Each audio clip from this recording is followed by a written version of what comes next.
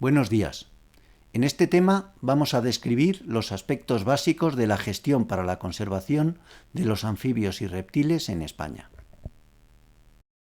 Como en otros grupos faunísticos, sus objetivos principales son dos. En primer lugar, dar a conocer las particularidades del grupo desde el punto de vista de su conservación, su diversidad de taxones, el carácter endémico de muchos de ellos y el alto porcentaje de los que se encuentran protegidos o amenazados. También describiremos sus principales amenazas, y todo ello con la finalidad de justificar las pautas generales de gestión para su conservación. En segundo lugar, describiremos las medidas concretas de gestión que se están aplicando en algunos casos de taxones emblemáticos o particularmente interesantes. Anfibios y reptiles son dos de los grupos de vertebrados más amenazados de España y Europa. De hecho, los anfibios son el grupo de vertebrados más amenazado del planeta. El origen de ambos es muy antiguo, como mínimo del período pérmico, hace unos 250-300 millones de años. Son taxones ectotérmicos, de sangre fría. Su estrategia vital es la de adaptar su metabolismo a las condiciones meteorológicas y la disponibilidad de alimento. Por eso están muy estrechamente ligadas a su hábitat, en especial en el caso de los anfibios. En ese caso, además, sufren metamorfosis y sus larvas son estrictamente acuáticas. En general, son ovíparos, aunque en algunos casos, como las víboras, pueden ser vivíparos. También suelen ser dioicos, con machos y hembras, con algunas excepciones partenogenéticas, en la que los nuevos individuos se forman a partir de células femeninas no fecundadas.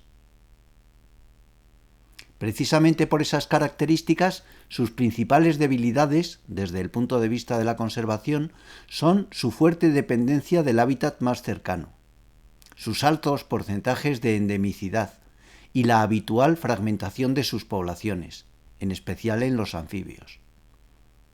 A ellas se suma otra no menos importante, la superstición y el temor que sin motivo sienten muchas personas hacia ellos, que desgraciadamente conduce con frecuencia a su muerte. Su principal amenaza es, por tanto, el cambio o la degradación de su hábitat, como reconoce la Unión Internacional para la Conservación de la Naturaleza, que puede deberse a muchas causas. También, en el caso de los anfibios, las enfermedades que están diezmando sus poblaciones, como la asquitridiomicosis, que afectan gravemente a los sapos parteros y las salamandras, o los virus. Y también las especies exóticas invasoras, como los galápagos de Florida o peces que predan sobre sus larvas. Otras amenazas muy serias son las debidas al empleo de biocidas o la contaminación, que les afectan bien directamente o bien indirectamente, a través de sus presas, como los invertebrados y pequeños reptiles. También son importantes la fragmentación de sus hábitats y por tanto sus poblaciones, la predación por gatos, jabalí, bisón americano, aves y otros muchos taxones, el cambio climático y, por supuesto, la eliminación directa por parte del hombre, aunque se trate de especies protegidas. Los avances científicos han permitido un gran progreso en el conocimiento taxonómico de estos grupos y sus relaciones filogenéticas en los últimos años. Han aparecido nuevos géneros, como Iberolacerta, Calotritón, Rhinechis, Timón y otros. Y subpoblaciones de especies antiguas han pasado a ser consideradas poblaciones de otras nuevas, en muchos casos endémicas y raras. Ese cambio de nomenclatura científica ha afectado, lógicamente, a listas, catálogos y libros rojos, y obliga a actualizarlos, al menos a efectos prácticos. De acuerdo con la información proporcionada por el Consejo Superior de Investigaciones Científicas, en la actualidad tenemos en España 31 especies de anfibios, de las que 2 son introducidas, y 84 de reptiles, de las que 6 son introducidas. La Asociación Herpetológica Española es la sociedad científica que desde 1984 se encarga de su estudio. En la diapositiva incluyo el enlace con su página web, cuya consulta recomiendo porque incluye información muy interesante y actualizada sobre este grupo. Como se puede observar en los mapas adjuntos, la diversidad de reptiles es máxima en los países del sur de Europa, donde se concentra también la mayor abundancia de taxones amenazados, en especial en España. En los anfibios pasa algo parecido, aunque la abundancia de taxones es mayor en Centro Europa. 2/3 partes de los taxones de anfibios y reptiles que hay en Europa han sido incluidos en los anejos 2 y 4 de la Directiva Hábitats. Como se puede ver en la parte superior derecha de la diapositiva, la evaluación del estado de conservación de sus taxones es predominantemente desfavorable inadecuada o desfavorable mala, en especial en el caso de los anfibios, que son los que necesitan más urgentemente medidas de conservación. Los proyectos LIFE son una herramienta creada por la Unión Europea para financiar esos proyectos en el marco de la Red Natura 2000. Como se puede observar, un alto porcentaje de los que tienen por objetivo anfibios y reptiles se localizan en países del sur de Europa, como Italia, Grecia o España, donde ya dijimos que se concentraba la mayor abundancia de especies amenazadas. En la parte inferior de la diapositiva se puede ver una figura en la que aparecen las especies que con más frecuencia han sido objetivo de proyectos LIFE. Y en la izquierda el enlace común con un magnífico documento de resumen de los resultados de esos proyectos. En España, el primer atlas y libro rojo de anfibios y reptiles se hizo en 2010, aunque en 1986 y 1992 ya se habían hecho otros más amplios de vertebrados.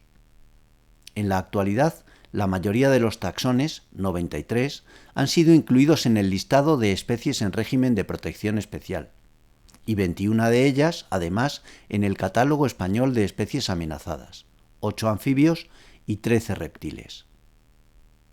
Los porcentajes de especies de anfibios y reptiles españoles incluidos en la lista roja de la Unión Internacional para la Conservación de la Naturaleza son también muy elevados. En esta diapositiva presento una tabla que resume la situación de los anfibios en el listado español de especies en régimen de protección especial. Son todas las que aparecen. En el Catálogo Español de Especies Amenazadas, las que están en la columna situada a la derecha, y las incluidas en el anejo 2 de la Directiva Hábitats, que son las señaladas en rojo en la columna de la izquierda. Como se puede apreciar, en este caso para los anfibios, España ha ido mucho más allá de lo que proponía la Directiva Hábitats, y hay un porcentaje muy significativo de especies amenazadas oficialmente, lo que obliga a elaborar sus correspondientes estrategias de conservación y planes de recuperación y conservación. En las imágenes y los clips que van a continuación se pueden ver algunas de las especies mencionadas. Las más amenazadas son el tritón del Montseny y el ferreret o sapillo balear, que tienen poblaciones muy pequeñas y localizadas. También amenazadas, aunque en menor medida, están, por ejemplo, el tritón alpestre, que vive en lagos, charcas y ríos de la cordillera Cantábrica, o la rana pirenaica, que es endémica del Pirineo central. Algo parecido sucede con los reptiles quelonios y escamosos, que aparecen en esta tabla. Su grado de amenaza, como se puede ver, es menor. Los quelonios son las tortugas, tanto terrestres como marinas, y los galápagos. Los escamosos son el camaleón, las salamanquesas, la culebrilla ciega, que parece una lombriz pero es un reptil, el lución, que no tiene patas, y los eslizones, que tienen unas patitas diminutas. Están amenazadas en la categoría de extinción la tortuga mediterránea, que es de tierra en la península, y en categoría de vulnerable la también terrestre tortuga mora, la boba, que es marina, y la lisleja, un eslizón endémico de Lanzarote y Fuerteventura. Los ofidios no presentan gran diversidad de taxones en España, y ninguno está incluido en el Catálogo Español de Especies Amenazadas, aunque casi todos están protegidos, como dijimos. La culebra de escalera, una de las más grandes de España junto con la bastarda, ha pasado ahora al género Rhinechis. La viperina se denomina así por su parecido con las víboras, lo que a pesar de ser de agua, a menudo le cuesta la vida. También es de agua la culebra de collar, que lo exhibe en su etapa juvenil, pero cuyos adultos son de color verde. Las únicas culebras venenosas peligrosas, aunque no suelen atacar si no se ven amenazadas, son las 3 especies de víboras. Las demás son prácticamente inofensivas, aunque a veces exhiban comportamientos de defensa que imponen un poco, como sucede con las grandes culebras bastardas o de escalera cuando se encuentran acorraladas. Los lacértidos, lagartijas y lagartos, presentan una gran variedad de taxones. Los más amenazados, con diferencia, son los grandes lagartos canarios, endémicos, y también las endémicas lagartijas serranas, antes incluidas en la especie Lacerta monticola y ahora en el género Iberolacerta. La lagartija aranesa, Iberolacerta aurelioi, está en peligro de extinción por su población muy pequeña y localizada en el Valle de Arán. Algo parecido a lo que le sucede a la lagartija pirenaica, Iberolacerta bonali, que habita en el Pirineo central. Sin embargo, Iberolacerta cireni, del sistema central, que presenta hembras de color marrón y machos de color verde muy llamativo, no se considera amenazada. Las 3 suelen aparecer generalmente por encima de los 1800 o 2000 metros de altitud.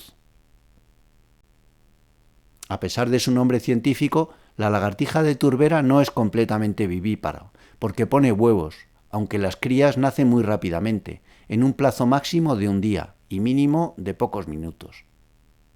Otro caso curioso es el lagarto bético, Timon nevadensis, que antes se consideraba subespecie del ocelado, y que es endémico del sureste ibérico y presenta un color terroso que le permite camuflarse mejor en esos hábitats semiáridos. El lagarto verdinegro presenta un gran dimorfismo sexual, porque durante la época de celo los machos exhiben un gran colorido, con la cabeza azul, mientras que las hembras son más discretas, de color verdoso. Para finalizar, destacamos el caso de la rara lagartija de Valverde, que es una especie endémica de las sierras prebéticas, Alcaraz, Segura, Cazorla y otras cercanas. La Asociación Herpetológica Española presenta en su página web un servidor de información sobre anfibios y reptiles, el SIARE, que contribuye a mejorar y divulgar el conocimiento de este grupo. También fomenta la ciencia ciudadana, una actividad esencial para conocer con precisión las poblaciones y áreas de distribución de las especies, que son datos imprescindibles para evaluar su estado de conservación. Las actuaciones de censo de anfibios, que se suelen realizar en época de celo y también cuando aparecen los juveniles, suelen ser coordinadas por las administraciones y organismos públicos de investigación, como el Museo Nacional de Ciencias Naturales de Madrid. Una de esas actividades es la que aparece en este clip, en Sajambre, en el Parque Nacional de Picos de Europa, en la que se estaba censando tritón alpino, palmeado y rana temporaria. Y durante los últimos años también es muy significativa la aportación de otros divulgadores y redes sociales, que a menudo en colaboración con la Asociación Herpetológica Española aportan documentos gráficos excelentes, como los de los enlaces que incluyo en esta diapositiva.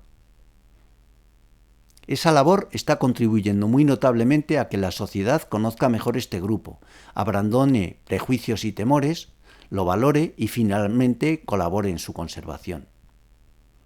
En ese sentido, es esencial informar a la sociedad de la necesidad de evitar el transporte involuntario de enfermedades mediante el calzado de las personas o la captura y suelta de individuos, en el caso de los anfibios.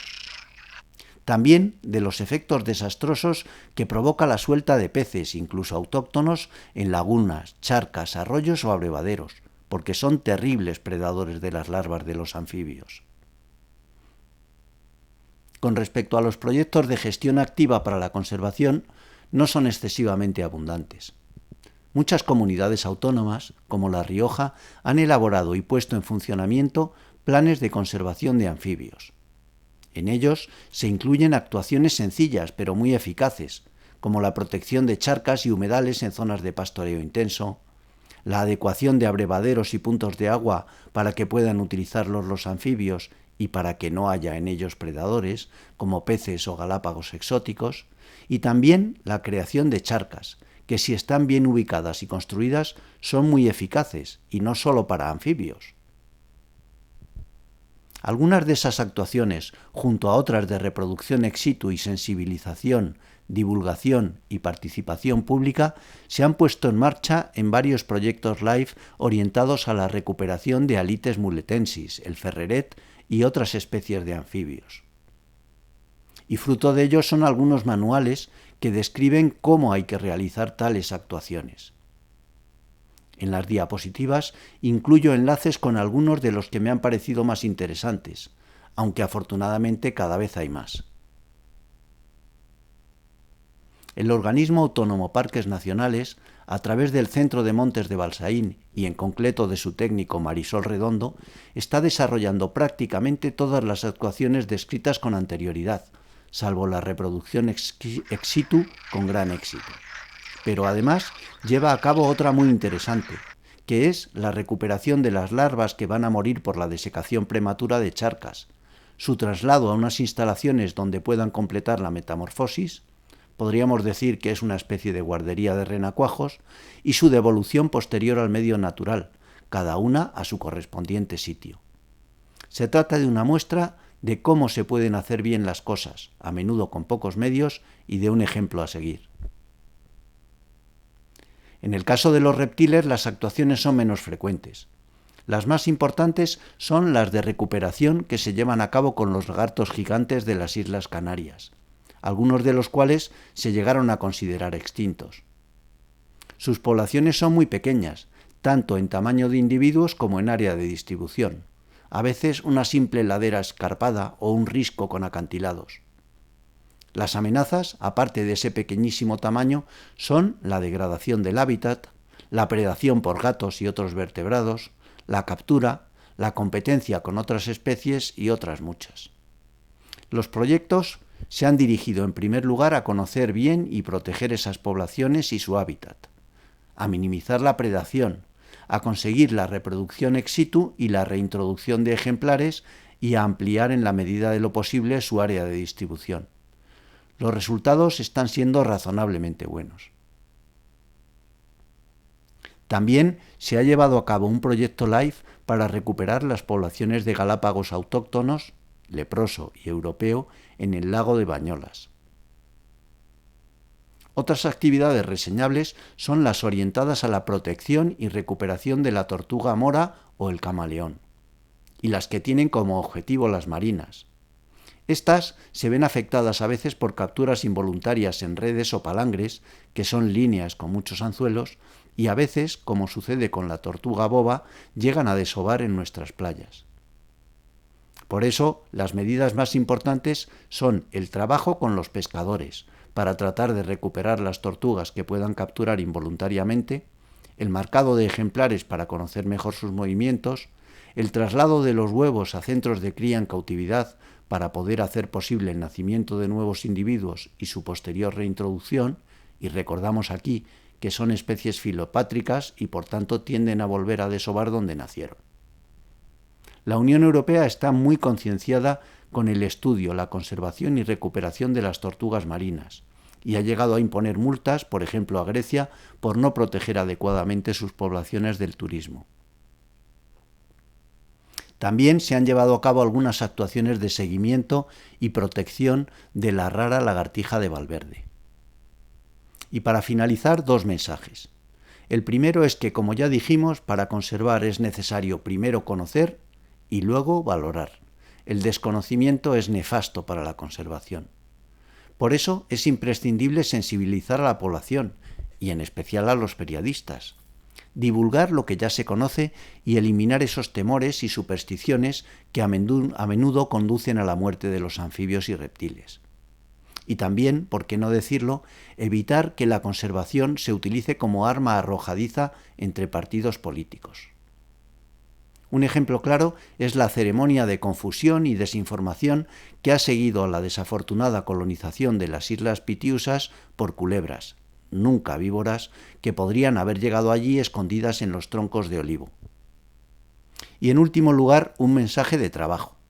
hay muchísimas actuaciones que tenemos que llevar a cabo en cumplimiento de la normativa que nos hemos autoimpuesto, las directivas Hábitats y nuestra Ley de Patrimonio Natural y Biodiversidad, por ejemplo.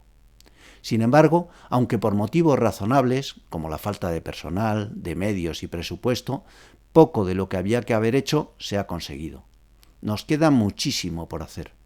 Afortunadamente se trata de un trabajo apasionante y nuestra sociedad y nuestros políticos están cada vez más concienciados. Por eso, espero que los que como vosotros estáis formados para este trabajo y disfrutáis con él, podáis hacerlo con más frecuencia y facilidad en un futuro cercano.